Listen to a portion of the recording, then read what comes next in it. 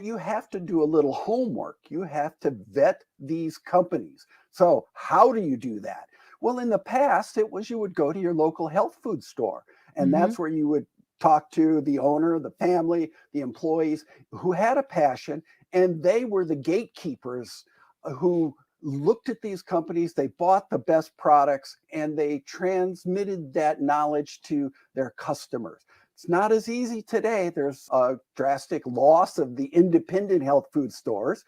And so you can't go to a big grocery type health food store these days and ask these questions because the staff either don't know or aren't enabled to answer things very specifically. So I always tell people if you've got a good health food store, go there, talk to the people, find out what kind of a store they are, and do business with them because they are there because of the passion, the knowledge, and the desire to help you be better.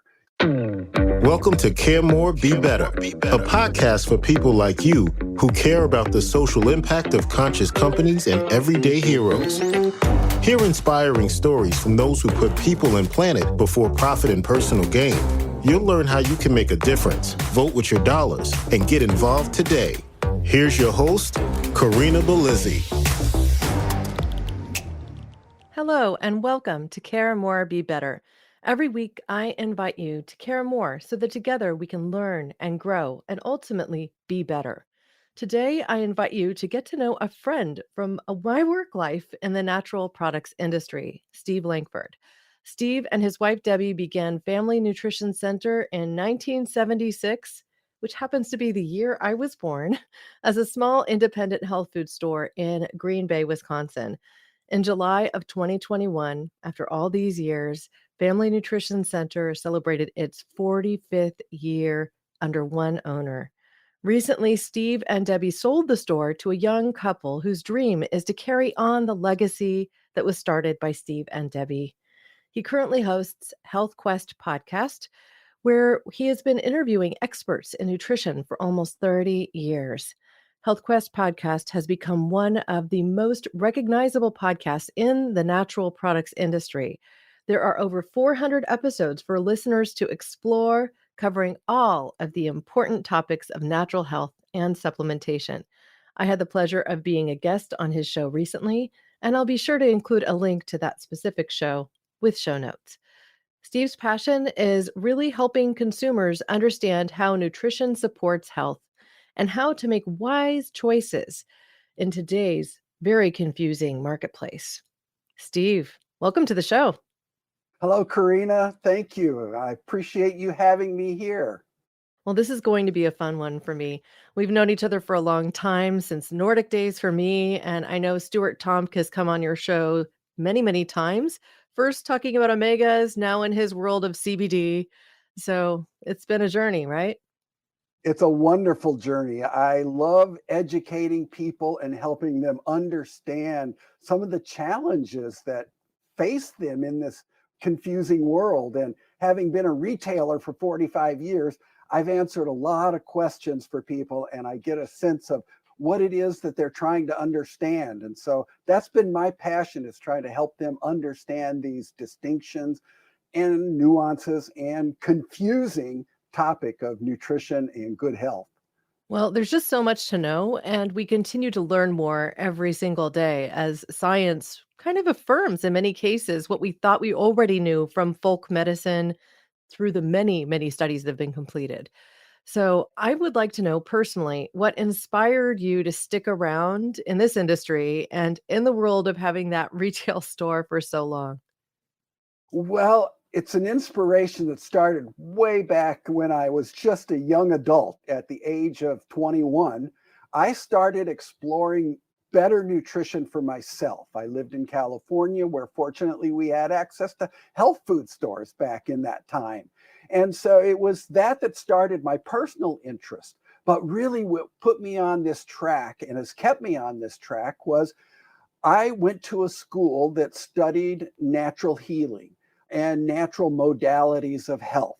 So think nutrition, herbalism, massage, chiropractic, shiatsu, all the kinds of things that we could learn back in the early 70s.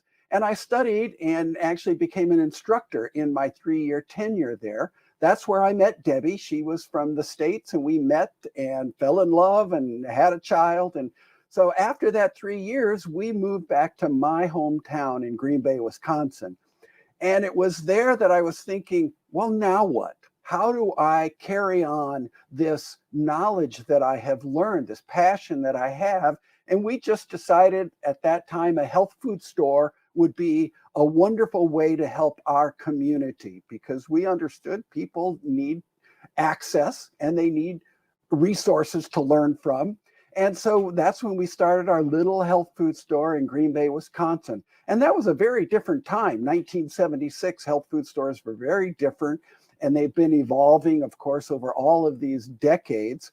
And it was my one-to-one contact with customers that really gave me insight into my own knowledge base and solidified my appreciation for what I had learned.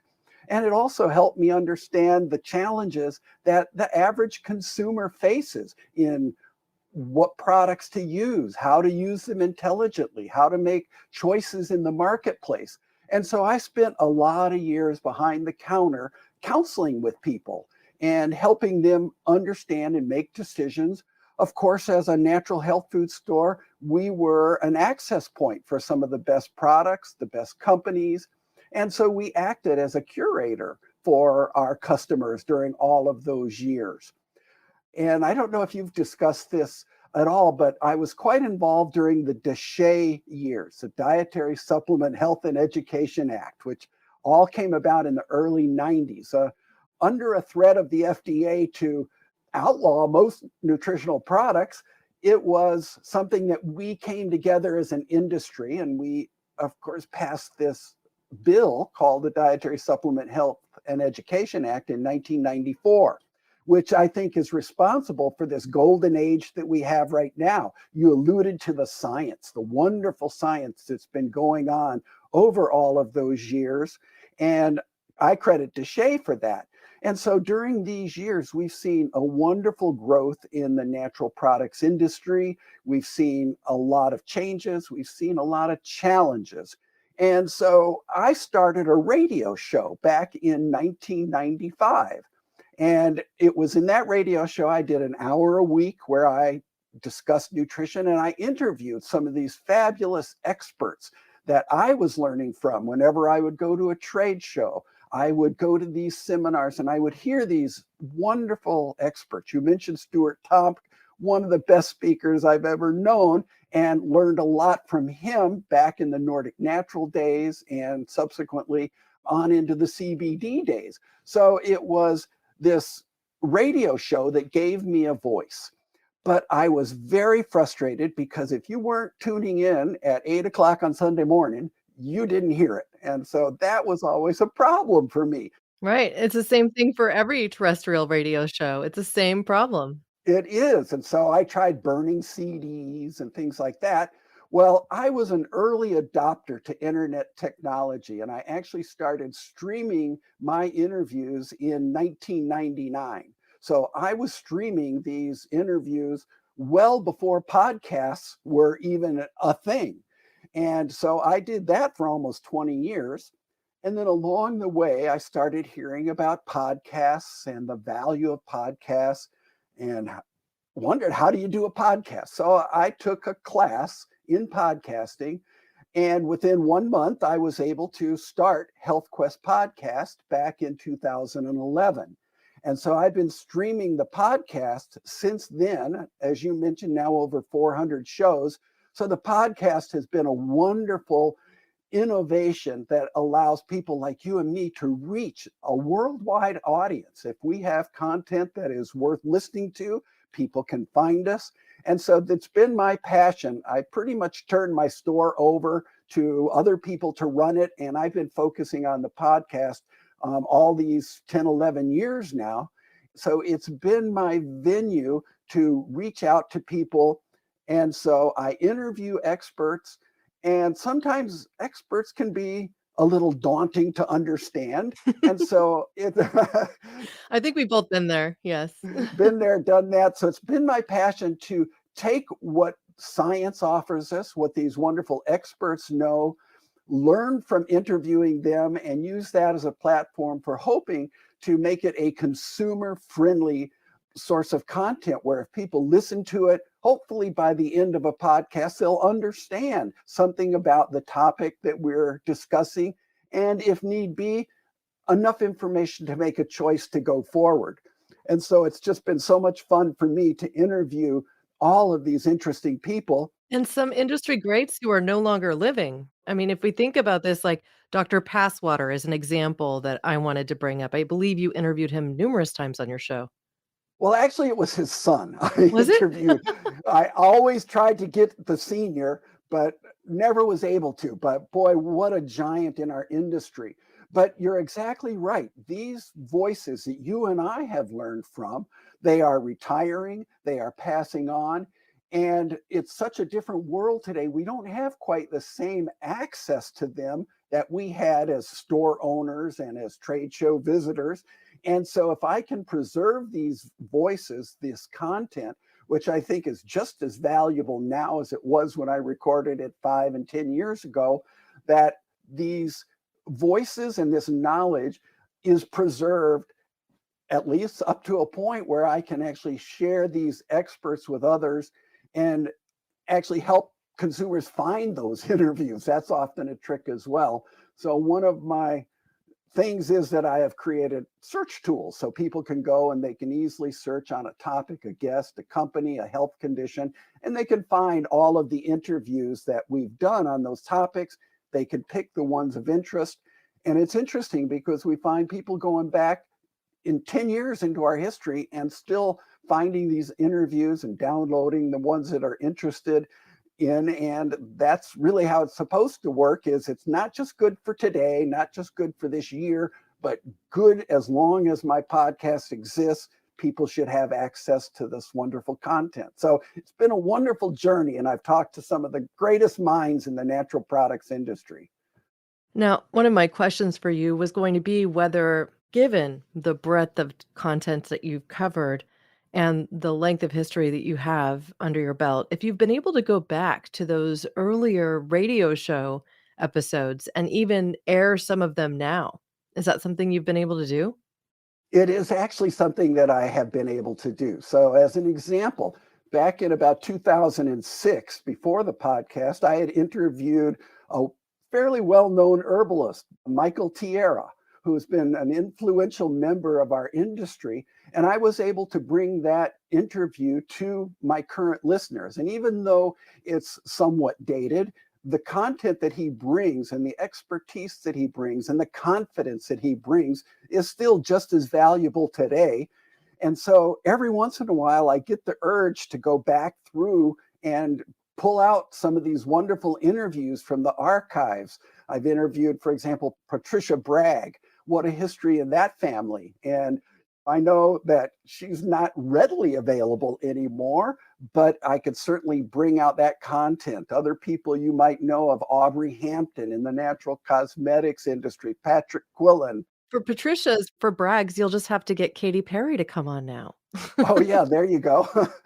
I would love to do that. I'm not sure that I would rise to her level of expertise, but you never know. I'm trying to reach out to as many people as I can find who like what I do and would be willing to contribute. And I'm so glad to be on your podcast and was glad to have you on my podcast because we both share a passion. And that to me is what really makes the difference in this industry is the passion that people have for the work that they do. Right. Well, I think this opens a door for me to talk about something that has happened within the Natural Channel for many years now. And that is ultimately the consolidation that has occurred, where a lot of what is going on in natural products is becoming a big, big business with big, big companies that are running the show. And it's lost, in my humble opinion, a little bit of the personality that we saw in its earlier phases. And you mentioned also having direct access to some of these founders and industry leaders who have ultimately really built the companies that have really made the difference that we all see today. It's harder to get to them. It is. And often they end up selling to another larger company. So New Chapter is now part of Procter and Gamble. In the case of Bragg's, however, Patricia Bragg sold to Katy Perry, and that may sound like it's a far removed thing, but they actually got to tell their story. I believe it was at Expo West a few years ago. And Katy Perry shared that she had known Patricia for years and years, been a family friend, and that Patricia Bragg actually gave her her first guitar. Yes, so a very strong family connection, which is quite different than somebody like Procter and Gamble buying New Chapter. Very different set of circumstances. Or you selling your health food store to a couple that is really focused on having that legacy live on. That's a different approach than what many are seeing out there. So there are a few larger companies that I really have a lot of respect for that have maintained more of that family feel and also the personal care space, Dr. Bronner's as an example. Like they have just really led the charge as a certified B Corp, ultimately putting their employees first, promoting from within the company consistently as opposed to going to larger companies and saying, "Oh, I want to get this VP from Procter and Gamble," as another example, to come and work to scale our business. And so they really have focused on maintaining the culture that keeps them rooted in this purpose as opposed to just the dollars and cents of building the business. Well, I often refer to it this way. These large multinational conglomerates, they are looking for business opportunity. And so they see opportunity in the natural products industry where 20, 30 years ago, we were just a fad, passing fancy. But now they see that many, many people have embraced good nutrition and supplementation. But here's how I phrase it: they buy the company, they buy the profits, but they don't buy the philosophy that created this company. And so if there is no carryover from the original owners into the new company, I think that's what's lost. Is Procter and Gamble isn't going to become a natural products company. Think of all the products that they carry. And I ask myself, how could they possibly care about health on that personal level if they're going to sell all these other kinds of products that don't fit into this philosophy at all? So it doesn't mean, though, that the products won't be good or that we can't trust the products that they make. I'm just not so sure that we can count on them to lead us forward with the same kind of passion and interest that an individual owner takes when he sees this opportunity and then creates a great company around it. And we have so many of those kinds of leaders in our industry. And it is that they are getting older and they are selling their companies and they are moving on, which is a reasonable thing to do. It's just unfortunate because it leaves a gap in the knowledge base. And so, how to make distinctions in the marketplace, how to vet companies, how to vet the experts and the products. These are the areas where I feel people oftentimes are lost and confused and don't have the wherewithal to figure that out.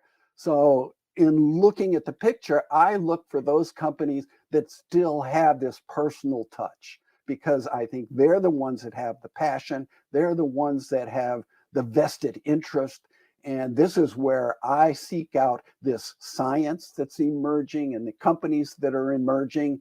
And oftentimes it leaves, in my perspective, these other companies are out of my picture because they don't have somebody that can actually talk about it in the way that a passionate owner can. So it's a challenge both for me to vet those companies and then bring it to my listeners, but it is what I do because I know how much they need it and appreciate it. Let's talk for a moment about that challenge, teasing through the BS. Let's just call it what it is. There's a lot of marketing out there that doesn't necessarily have a lot of foundation. Something can sound good and look good on Amazon and not provide the substance of a really mindfully, thoughtfully created product. There are many brands even that don't ever touch the product that they market there. It goes directly from a contract manufacturer to a fulfillment warehouse and into the hands of consumers without really having any one person or group of people feel that kind of accountability for it, which is visible and connected and even possible to get to. And so, how do you talk to your audience when it comes to things like this, when they might just think, oh, well, I saw it on Amazon for $20, so I'm just going to go for that?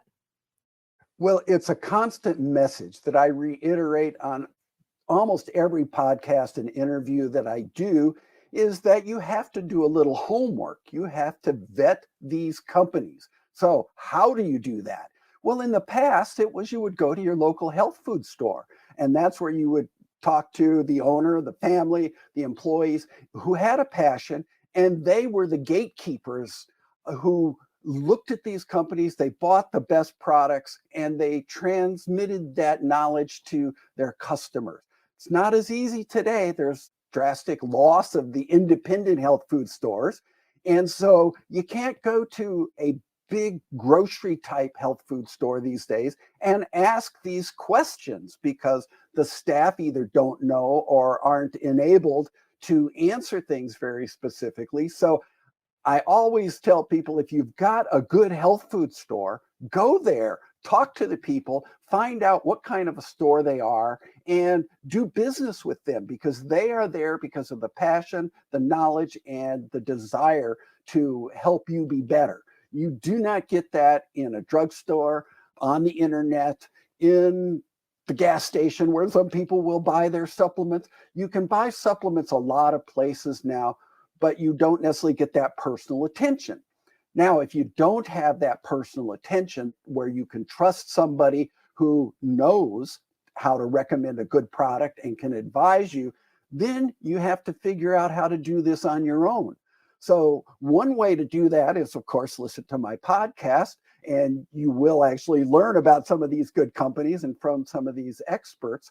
So I tell people to vet the company. And how do you do that? So first I say, if the company has a physical address, they have an address somewhere listed where they have a plant, an office, or whatever. If they have a phone number that you can call and ask a question and learn something about them, being able to contact the company, that's kind of one of my first clues. There are many, many companies, and you try to find out how to get a hold of them, how to call them to ask a question. They're not there for that.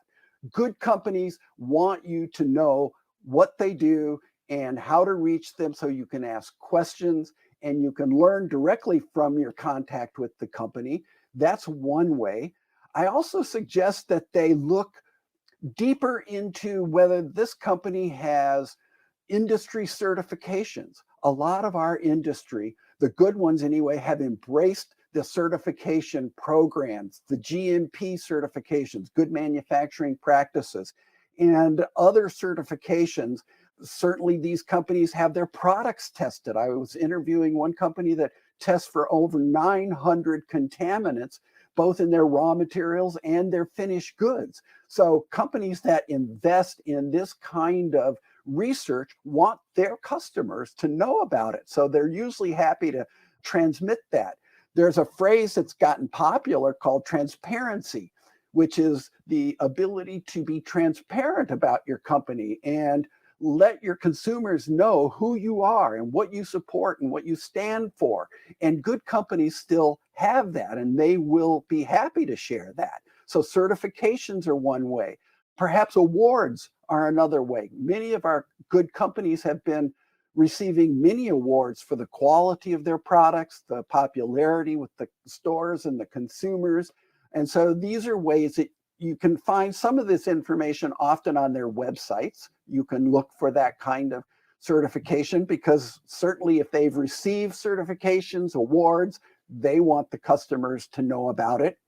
Certainly other people that you respect, and that may be other experts in the industry that you have heard of or read their books. You might be able to learn something about what they refer to and what they endorse.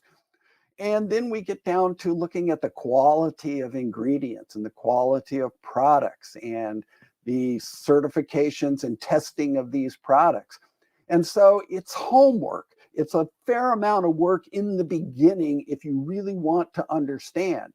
but it's like shopping for groceries in the store. If you're a label reader like me, and I read labels and I reject most products that I see on the grocery store shelf, but occasionally I find something that, oh, I can use this because more companies are making better products. But you have to pay attention. You have to read these labels. You have to do some research. But once you've done it, then it's a lot easier. I go to the grocery store and I know where everything is that I want. And occasionally I might shop around, but it's still by reading labels. And so you have to decide, are these things important to you? These different distinctions in the marketplace. And if they are, then look for the companies that do that. And once you identify a good company, then you can usually feel free to explore their whole line of products. I don't know what's right for somebody, but I do know if they buy from a good company, they can at least have confidence in the product and explore what this company has to offer in terms of information, knowledge, and quality products. So it's a process, and that's why it's easier to go to a health food store and talk to somebody who's already done that homework for you. But if you do that work, then I think you start to learn who you can trust. And maybe if you make a mistake and realize not that company, not that product, well, you've learned something in the process and you won't go there again. And maybe very likely you might tell your friends about it. So the knowledge gets passed on, hopefully, that way as well. So those are just a few of the things that I advise people to try to do when they just don't know. Get some education by doing some research, then you'll be more confident. Right. Well, you mentioned something that I want to address because I think it's true most of the time, but not all of the time. And that is with regard to a product's popularity. Specifically, I'm thinking about gummy vitamins. And I consider gummy vitamins to be fortified candy. I mean, if you want to have some candy, I guess that's a good way to get some of it. But even when they are made with tapioca or other fibers to reduce the amount of sugars in them, they still are generally processed sugars. They have to contain quite a bit in order to just adhere. And something like only 10% of the weight of a gummy can actually be actives. And so even if it's vitamin C or a vitamin D or a vitamin B or whatever, or even a multi, you're getting a lot of added sugar your body might not need. We have an obesity epidemic in this country. And so I personally tell people don't do gummies. I wonder what your thoughts are. I have to say, I think the gummy movement is the most surprising thing I've seen. I was very surprised that these would become so popular, so ubiquitous, and become actually one of the preferred forms for nutrition. So I think you're absolutely right. I think people who rely on gummies are not really paying attention, or they might compare the potencies, they might compare the ingredients, and there may be some reasonable gummies out there. I don't buy them. I don't care for them. I've tried a lot of them as samples, but I wouldn't buy them because the potency is not there.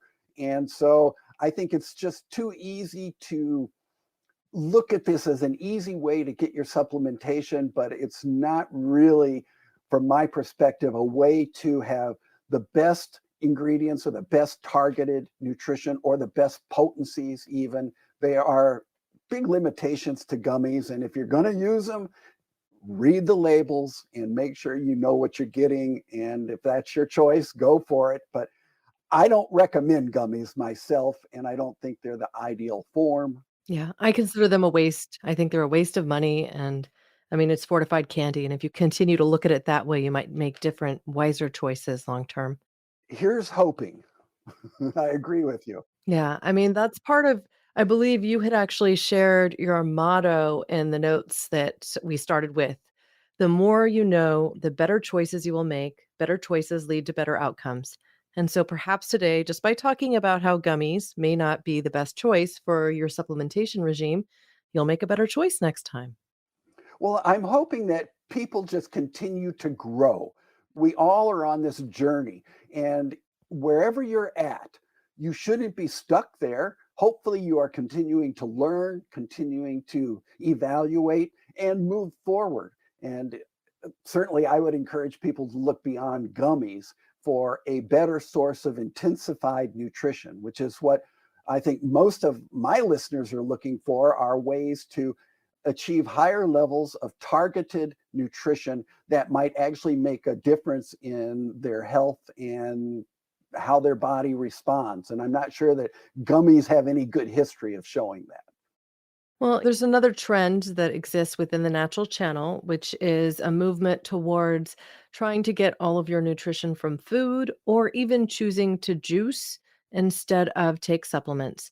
So I wonder what your thoughts are as it relates to that, particularly because I did just feature an episode recently with Dr. William Lee, who is a New York Times bestseller. He wrote a book called Eat to Beat Disease, very focused on foods, not so much on the supplement side, though he does admit a few key supplements are supportive of health, including an omega 3.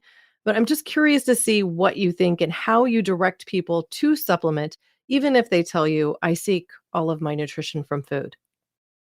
Well, I think it's certainly important that food should be the foundation. And I think that people should be looking at their food and making choices in terms of the variety and the sources, and going organic when possible, going grass fed when possible, going wild caught when possible. There are substantially better resources in food, and this is the foundation. However, supplementation, I feel, is really the key if you're looking to do more than what food can do for you.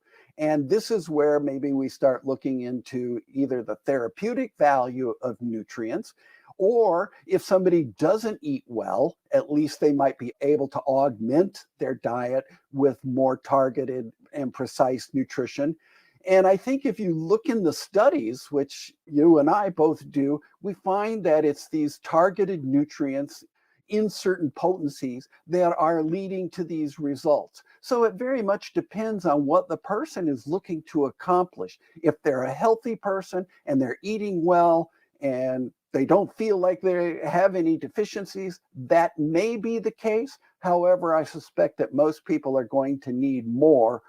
And you mentioned omega 3. I think that's one area where probably most people are deficient and not nearly well nourished enough to rely on their food for those sources. There may be a few of us, but not most of us. And so the importance of something like omega 3 as a supplement, in my mind, and in my mind, it's actually the most important nutrient I can recommend to a consumer, regardless of what their state of health is. I know that if they don't consume sufficient omega 3 and perhaps concurrently reduce the amount of omega 6 in their diet, that they're going to struggle with either inflammation, maybe subclinical inflammation, but it's certainly something that none of the other nutrients that we typically take are going to be able to replace. Omega 3 is unique in its benefits to the body. And if you are dealing with pain and inflammation, it is definitely the most important first primary product to consider, and consider getting it in what might be considered a therapeutic dose.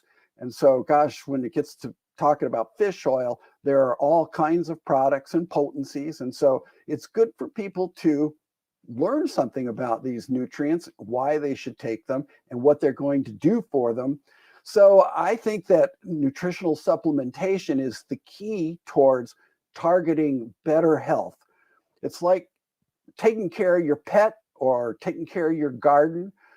You don't have to give them good food, or you don't have to take care of your plants, and the animals will grow and the plants will grow, but they won't be as healthy and they won't achieve their full potential unless we apply the right things that they need. So we feed our pets well, we nourish our plants, and we make sure they get enough water, and then we get the results that we're looking for.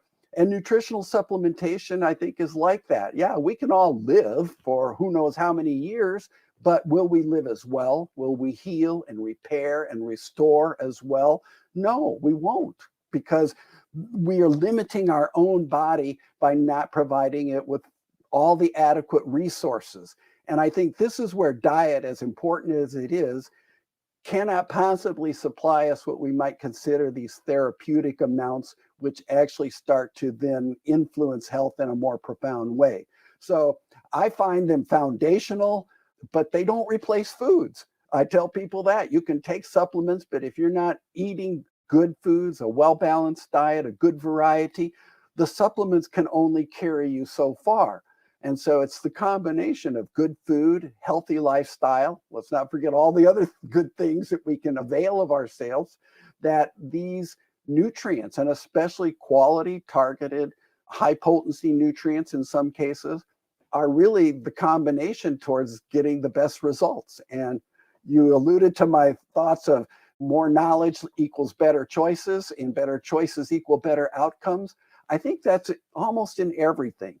You can go out and buy a cheap shirt and it'll look good on you for a while, but it won't hold up and it won't look as good over time, and it won't perform for you the way that you want. So what's the difference between one shirt and another? Well, the materials, the care, the design, all of the things that are thought about in order to make something better. These are the same characteristics that go into making good supplements. Somebody who cares, somebody who looks at the science and makes distinctions, and then brings a product to the marketplace, as contrasted to all of the Amazon marketeers and people in the marketplace who have just jumped on the bandwagon, but could really care less about the end result of the consumer. And if consumers look deep enough, they'll find that there are all kinds of problems with these products in the marketplace. There are many subpar products that are low potency, poor quality ingredients, adulterated products, products with drugs in them. There are so many problems. And if you're not buying from a company that you can trust, then you are very potentially a victim of these kinds of marketings that aren't going to do you any good in the long run, and they're just going to pick your pocket. Yeah, they'll pick your pocket and they're expensive, basically fodder for your toilet in the end. Well, the most expensive supplement is the one that doesn't do you any good because of the various reasons why not. Right. So I do want to point out a recent analysis. There's this long-term ongoing study called the VITAL study, VITAL, and it was specifically designed to measure vitamin D and omega-3. That's what it's called, the vitamin D and omega-3 trial. It was originally designed to really look at the impacts on overall cardiovascular health and beyond. But recently, they did an analysis, an ancillary study of the results. And in this ancillary study, they were essentially saying that vitamin D didn't prevent bone breaks in older adults. And so they're saying there's no benefit to vitamin D, and that the tests for your vitamin D levels having to be over 30 milliliters per deciliter are ridiculous or unfounded and should just be thrown out with the bathwater. I was astounded to read this. I went and read the research. And so I published an episode on the other podcast I host, Nutrition Without Compromise, to really talk about it and to help people understand why these results might not be what you would anticipate because you associate vitamin D with bone health. But the entire story, when you're talking about bone health, is actually more complicated. You have to ensure that you're also getting enough vitamin K in your diet, because vitamin K is ensuring that the calcium goes to the correct spaces, not to your blood vessels, soft tissues, knees, joints, etc., creating arthritis and other conditions in your body. And so if you're not getting the proper balance of other nutrients with vitamin D3 and that omega-3, let's say, omega-3 isn't really associated with bone health directly, but vitamin D has been, that we just need to think a little bit more deeply when we see these studies that are looking at one aspect of health and one nutrient for what it can do. And so what I counsel people to do is they see these kind of shock media coming up in the New York Times, as was the case in this particular study that actually saw the New York Times piece hit the day before the study results were actually published on July 27th. The New York Times piece was July 27th, and then the actual study results were published on the 28th. So I've linked to all of these in show notes for Nutrition Without Compromise. The episode is called Vitamin D3 and bone health, a complex nutrient story. So I'll include links to that with show notes. But I wonder if you have comment also on other studies that might have been similar that basically tell people, oh, let's pump the brakes on this whole supplementing thing. There's no proof that it works. And I'm putting this in air quotes, the no proof. Well, how often have we heard this? I mean, I've been hearing it for almost 50 years. Your health food quacks, your vitamin nuts, your health food fattists. And so those things I've learned to take with a huge grain of salt. But isn't it interesting that out of the thousands of studies on vitamin D that show the benefits of vitamin D, that the New York Times would focus on this one study as if this was the end all be all of the science that we understand. And so anytime I would read a study like that, I would do what you did, but then I would also contrast it with what else is out there. I like a site called Google Scholar. There's also PubMed. But if you go to Google Scholar and you put in vitamin D, you'll find out how many thousands and maybe tens of thousands of studies there are. So then you start to look at, well, what's the predominance of these studies? And do these studies corroborate what this one study says? Or is there a whole bunch of evidence on the other side? I will also look to many of the experts that I have interviewed to ring in on these things as well. So the idea that one study is going to tell you the answer, and this idea you mentioned that there's not good science for nutrition. And when somebody says that, there's two thoughts that I have. Either they are very ignorant and have never gone to look at the depth and breadth of the tens of thousands, hundreds of thousands, millions of studies on nutrition that have been done. So they're either ignorant of that or they're willfully deliberately misleading people about it. And I don't know which is worse because they're both wrong.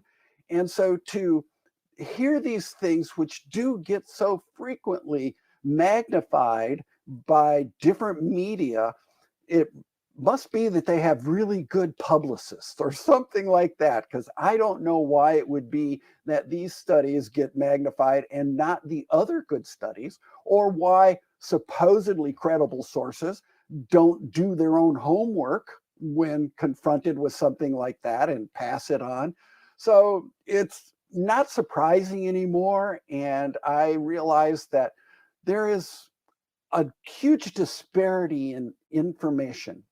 And when I started in the health food business, there was an idea that maybe only 15% of the population actually shopped in a health food store, and the rest of the people didn't care.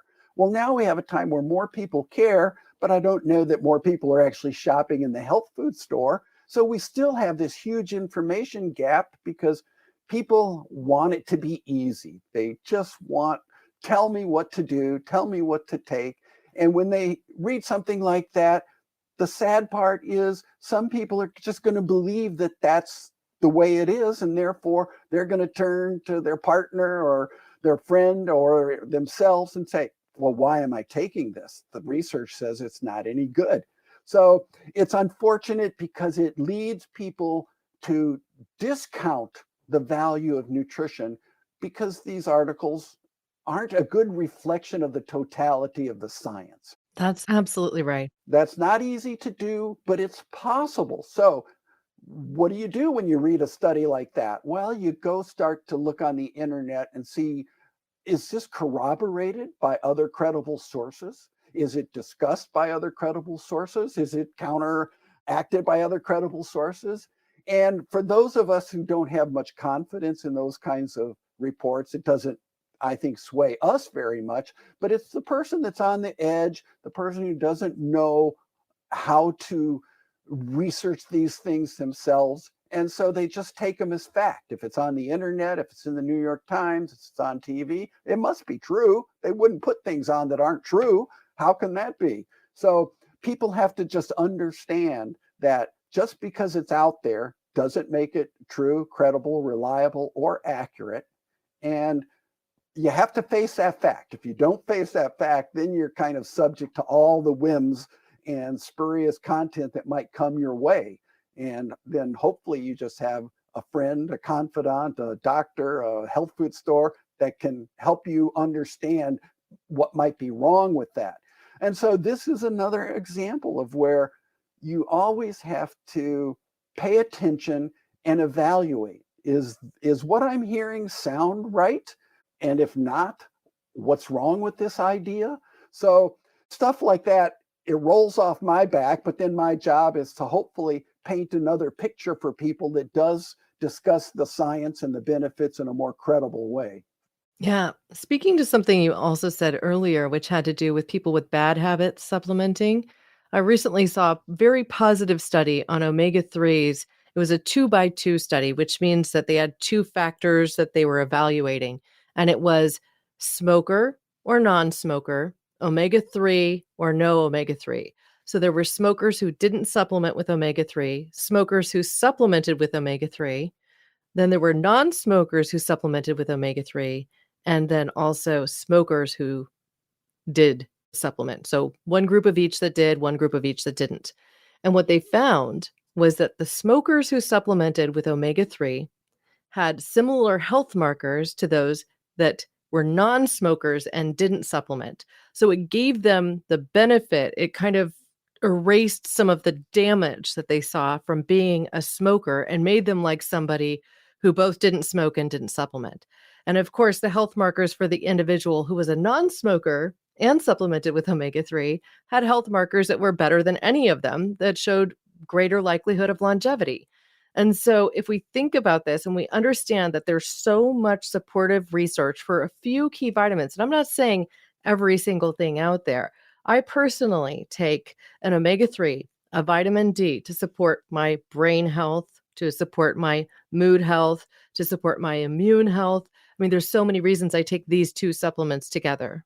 And then I also take something that's like a greens product and I'll mix that with my protein just to give me an added little push. More greens, more better in my book. And then in addition to that, I take a probiotic to help with digestion. And that's my base. I sometimes take a multivitamin, but I don't take the multivitamin every day. I know it's good for me, but sometimes I forget it because I'm just in my morning routine. And then I also take a vitamin C. It's not a lot of supplements, but they're all researched. They're all beneficial to my health.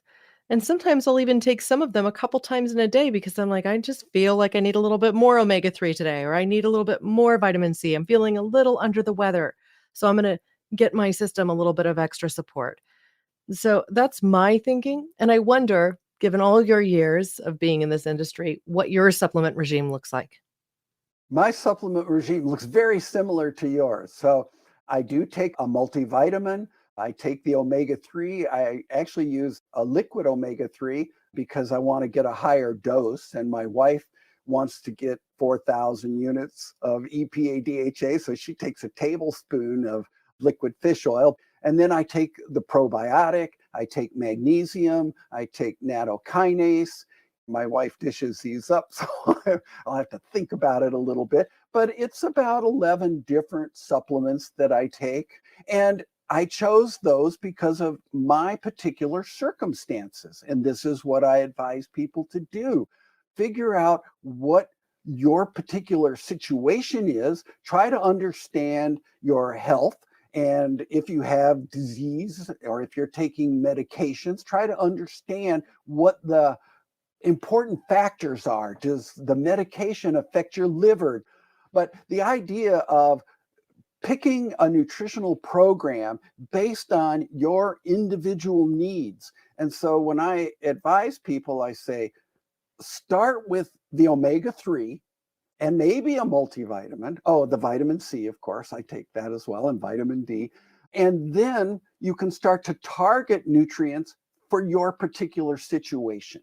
So my wife has an autoimmune disease, rheumatoid arthritis. She's had it since her 20s, and it's been a devastating disease.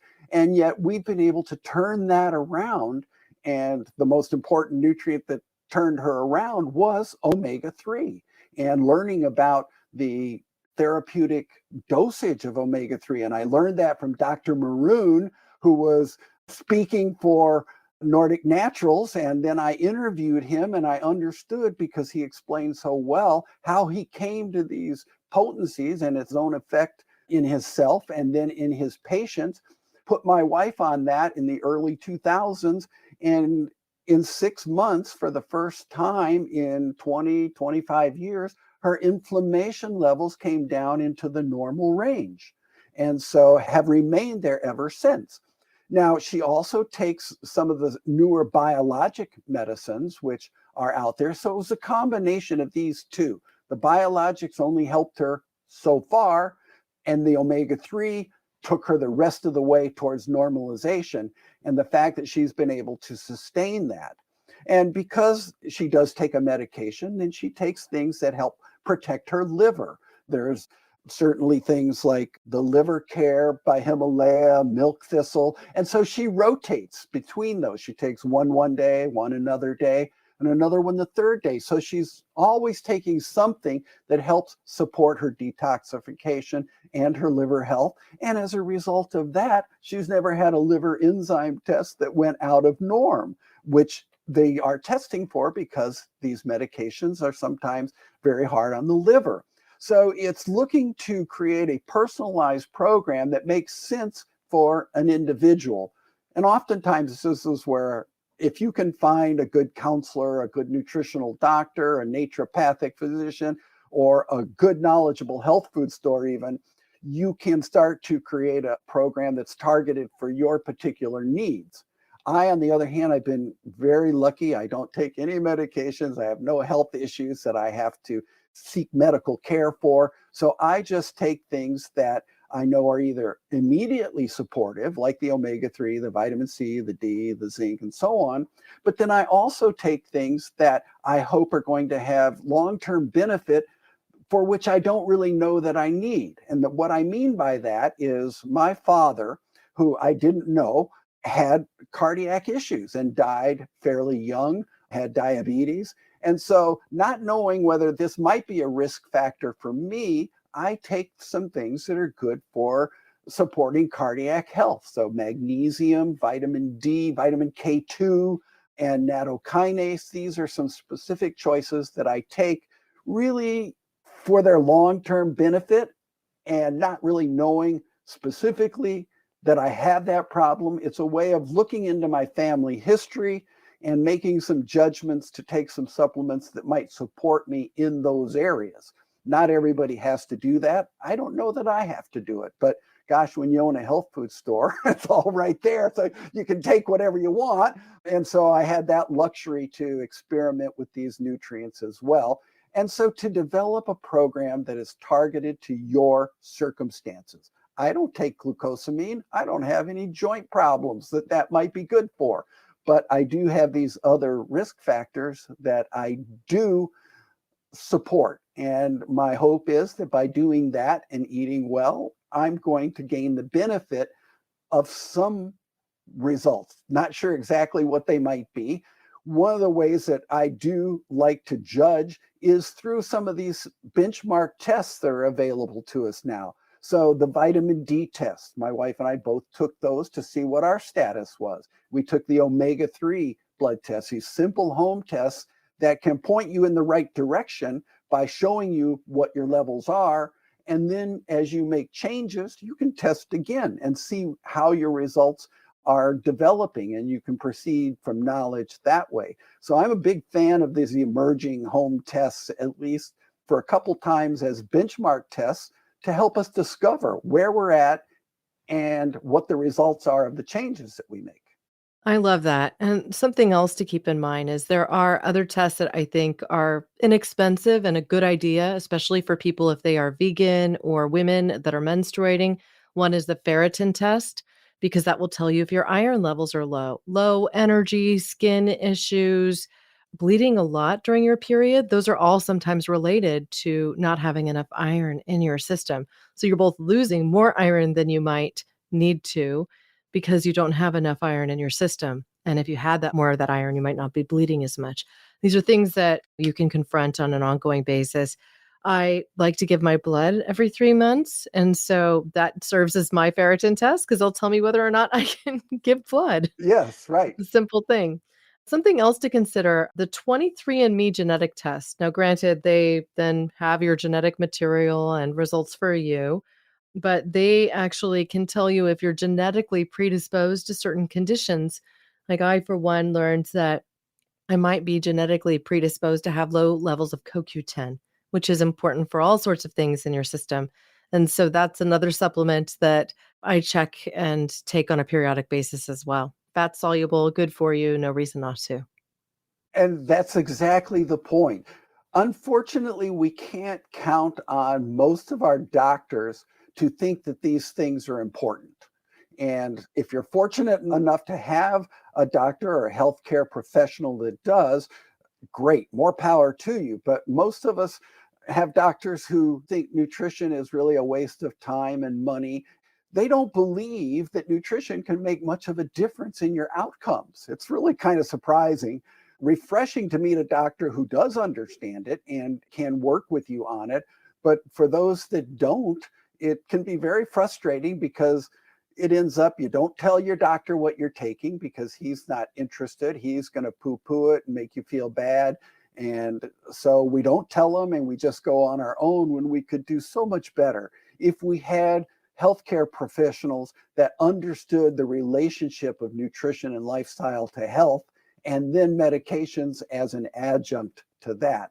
But that's wishful thinking, but they are out there, and sometimes we can find them if we look. And if you can't find one, ask people you know or ask that independent health food store because they probably know. That's right. Absolutely. Well, that's wonderful advice. Now, Steve, before I thank you for joining me today and send you on your merry way today, I'd love to know if there was a question that I haven't asked that you wish I had. And if there was, you could ask and answer it. I know I ask that all the time to my guests, and so I hadn't really thought of it. What I would like to suggest to people is don't be discouraged. Learn to be optimistic and to have confidence that what you put effort into will bring results. And so, whatever direction you're going in life, try to understand the people that you're in contact with and try to understand yourself. What are your issues? And if you have health issues, try to understand them in a perhaps a deeper way so that you understand what your personal challenges are, because then you might be able to seek out those beneficial nutrients and supplements and formulas that are going to help you.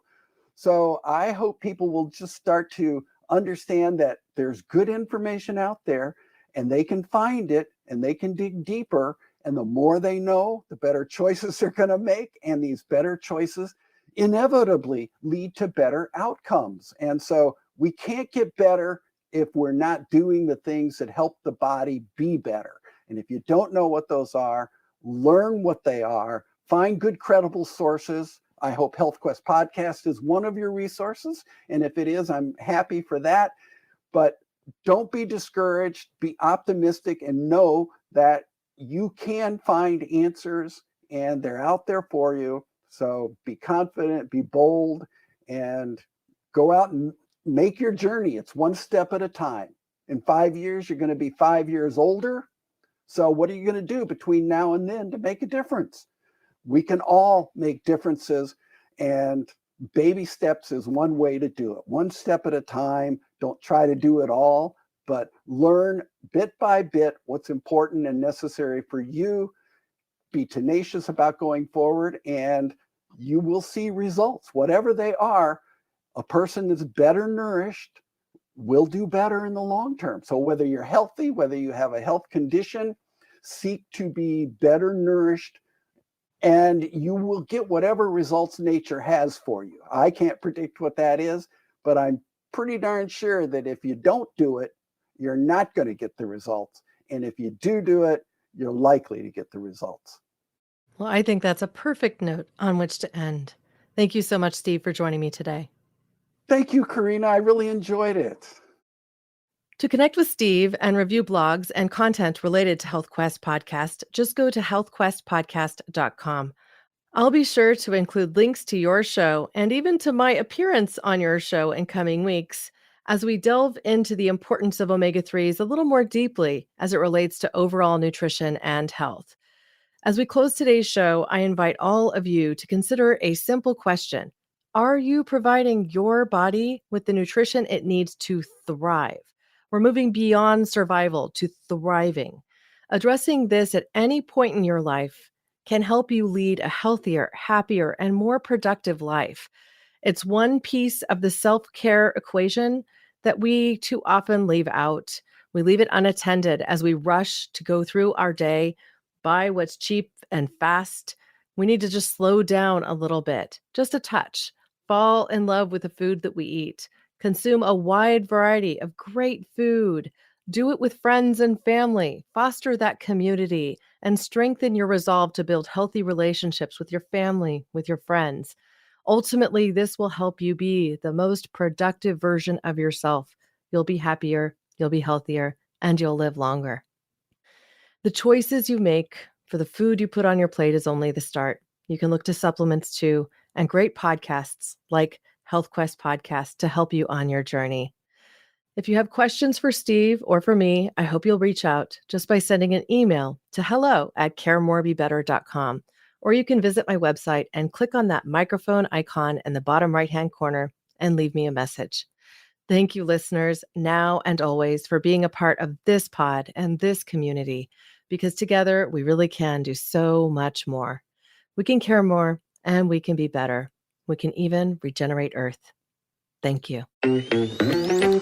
Thanks for listening to Care More, Be Better, a podcast for social good. To make sure you never miss an episode, subscribe, rate, and review wherever you listen to podcasts, and share with your friends to help us reach more people and spread more social good.